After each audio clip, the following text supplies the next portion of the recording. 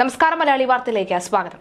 American president ട്രംപിന്റെ വെടിനിർത്തൽ അവകാശവാദത്തിനിടെയും ആക്രമണങ്ങൾ തുടർന്ന് ഇറാനിലെ ഇമാം അലി വ്യോമതാവളത്തിലെ റഡാർ സംവിധാനം ആക്രമിക്കപ്പെട്ടുവെന്ന് അൽ സുബരിയ ടിവി നെറ്റ്വർക്കിനെ ഉദ്ധരിച്ച് അൽ ജസീറ റിപ്പോർട്ട് ചെയ്യുകയാണ്. പ്രവിശ്യ തലസ്ഥാനമായ നസരിയയ്ക്ക് അടുത്താണ് ഇമാം അലി വ്യോമപാത സ്ഥിതി ചെയ്യുന്നത്. മാത്രമല്ല, ഈ പറയുന്ന പോലെ തന്നെ ഇറാൻ ഇസ്രയേലിലേക്ക് ആക്രമണം നടത്തി 3 ഇസ്രയേലി പൗരന്മാർ മരിച്ചിട്ടുണ്ട് എന്ന റിപ്പോർട്ടുകൾ കൂടി വരികയാണ്. ഇറാൻ ശക്തമായി തന്നെയാണ് ആക്രമണം നടത്തുന്നത് എന്നുള്ളതാണ്. അതായത് ട്രംപിന്റെ ഈ വാദത്തെ 24 മണിക്കൂറിനുള്ളിൽ വെടിനിർത്തൽ പ്രാബല്യത്തിൽ വരും, 12 ദിവസം മാത്രമേ യുദ്ധകാലയളവ് ഉണ്ടായിരുന്നുള്ളൂ, 2 മാസമെങ്കിലും നീട്ടിക്കൊണ്ടു പോകാൻ കഴിയുമായിരുന്ന യുദ്ധം ഇവിടെ വെച്ച് അവസാനിപ്പിച്ച ഇസ്രായേലിനും ഇറാനും നന്ദി എന്നടക്കമുള്ള ട്വീറ്റ് ചെയ്തിരുന്നു ട്രംപ്. പക്ഷേ ഈ ട്വീറ്റിനെയൊക്കെ തന്നെ ട്രംപിനെ പൂർണ്ണമായി തള്ളിക്കൊണ്ട് ഞങ്ങൾ വെടിനിർത്താൻ അങ്ങനെ ഉദ്ദേശിച്ചിട്ടില്ല എന്നുള്ള വെല്ലുവിളിയുമായി ഇറാൻ രംഗത്ത് വരികയാണ്.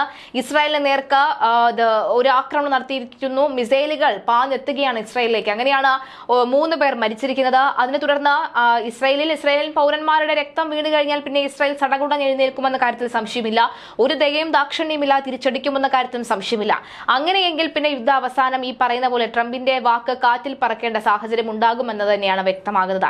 ഇറാഖിലെ ബലാദ് സൈനിക താവളത്തിലും ആക്രമണം ഉണ്ടായി എന്നാണ് റിപ്പോർട്ടിൽ സൂചിപ്പിക്കുന്നത്. നിലവിൽ ആക്രമണത്തിൽ പരിക്കുകളൊന്നും തന്നെ ഇല്ല. ബലാദിൽ 2 സ്ഫോടന ശബ്ദം കേട്ടതായി ഇറാനിലെ താൻസീം വാർത്താ ഏജൻസി റിപ്പോർട്ട് ചെയ്യുന്നുണ്ട്. ഇസ്രയേലും ഇറാൻ ആക്രമണം തുടരുകയാണ് എന്ന വിദേശകാര്യമന്ത്രി അബ്ബാസ് അരഗച്ചി എക്സിൽ കുറിച്ചു.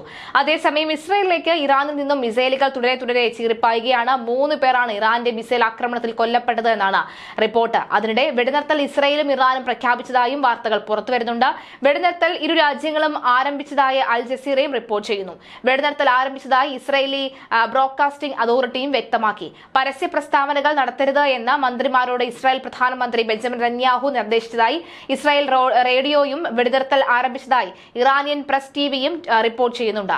അമേരിക്കൻ പ്രസിഡന്റ് ട്രംപാണ് ഇറാനും ഇസ്രായേലിനും ഇടയിൽ വെടിനിർത്തലിനെ കുറിച്ച് ആദ്യം പ്രഖ്യാപിച്ചത്. 2 ഘടകങ്ങളിലായി സമ്പൂർണ്ണ വെടിനിർത്തലിന് ഇരു രാജ്യങ്ങളും സമ്മതം അറിയിച്ചതായി ട്രംപ് വ്യക്തമാക്കിയിരുന്നു. ഇറാനാണ് ആദ്യം വെടിനിർത്തുക, 12 മണിക്കൂറിന് ശേഷം ഇസ്രായേലും വെടിനിർത്തുമെന്ന് ട്രംപ് പറഞ്ഞിരുന്നു. ഖത്തറിന്റെ സഹായത്തോടെയാണ് അമേരിക്ക ഇറാനുമായി ധാരണയിലെത്തിയത് എന്ന് അന്താരാഷ്ട്ര വാർത്താ ഏജൻസിയായ റോയിറ്റേഴ്സ് റിപ്പോർട്ട് ചെയ്തിരുന്നു. US പ്രസിഡന്റ് ട്രംപ് ഇസ്രായേൽ വെടിനിർത്തൽ പ്രഖ്യാപിച്ച ശേഷവും സംഘർഷം തുടരുന്നു. ഇസ്രായേലിൽ ഇറാന്റെ വ്യോമാക്രമണത്തിൽ 3 പേർ കൊല്ലപ്പെട്ടു. പിന്നാലെ വെടിനിർത്തൽ നിലവിൽ വന്നതിന് ഇറാൻ പ്രതികരിച്ചു. എന്നാൽ ഇസ്രായേൽ ഇതുവരെ വെടിനിർത്തൽ സംബന്ധിച്ച് പ്രതികരണവും നൽകിയിട്ടില്ല. ഈ ബേർഷേബയിൽ ഇറാന്റെ ആക്രമണത്തിൽ കൊല്ലപ്പെട്ടത് 2 പുരുഷന്മാരും 1 സ്ത്രീയുമാണെന്ന് ഇസ്രായേലി ചാനൽ 14 റിപ്പോർട്ട് ചെയ്യുന്നു. വെടിനിർത്തൽ നിലവിൽ വന്നെന്നും ലംഘിക്കരുത് എന്നും ട്രംപ് സമൂഹമാധ്യമമായ ട്രൂത്ത് സോഷ്യലിൽ പ്രതികരിച്ചിരുന്നു. എന്നാൽ ഇസ്രായേലിന്റെ ഭാഗത്ത് നിന്ന് ഔദ്യോഗികമായ പ്രതികരണം ഇതുവരെയും വന്നിട്ടില്ല. ഒരു ധാരണയോ ഒരു വെടിനിർത്തൽ കരാറോ സൈനിക നടപടിയിൽ നിന്ന് പിന്മാറലോ ഇല്ല എന്നാണ് ഇറാൻ വിദേശകാര്യമന്ത്രി അബ്ബാസ് അരഗച്ചി നേരത്തെ സമൂഹമാധ്യമങ്ങളിലെ പ്രതികരണത്തിൽ വിശദമാക്കിയത്. ഇസ്രായേലാണ് യുദ്ധം ആരംഭിച്ചത് എന്ന് ഇറാൻ വിദേശകാര്യമന്ത്രി എക്സിലെ കുറിപ്പിൽ വിശദമാക്കിയിട്ടുണ്ട്. ഇസ്രായേൽ ആക്രമണം അവസാനിപ്പിച്ചാൽ ഇറാൻ ആക്രമണം തുടരുന്നില്ല എന്നും അബ്ബാസ് അരഗച്ചി പറയുന്നുണ്ടായിരുന്നു.